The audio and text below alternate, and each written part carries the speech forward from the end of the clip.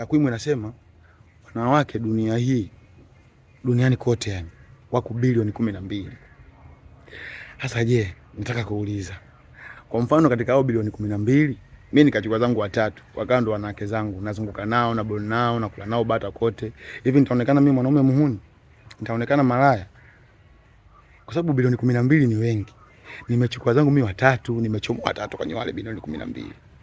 Nitaonekana malaya mimi? Au jamii itanichukuliaje?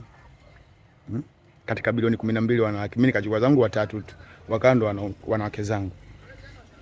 Jamii itaniona mimi muhuni, malaya? Naomba uniambie wewe hapo kwenye comment. Nitaonekanaje mimi? Nitaonekana malaya au nitaonekana tu ni kijana kwa sababu nimeamua tu ni vizuri, kwa sababu wanawake wako wengi bilioni 12, nikichukua zangu watatu, nitaonekana malaya kweli? Yaani au itakuwa sawa tu kwa sababu bilioni 12 ni wengi? Hebu niambie wewe hapo kwenye comment. Niambie hapo, like, share, niambie hapo. Mimi katika bilioni 12 nikachukua zangu watatu, nitaonekana mimi malaya au nitaonekana sawa tu kwa sababu bilioni 12 wanawake ni wengi? Niambie hapo kwenye comment ndugu yangu. Like, share, gonga comment, sambaza video ifike mbali tupate majibu mazuri. Kweli nitaonekana malaya mimi au nitaonekana tu sawa? Niambie hapo kwenye comment.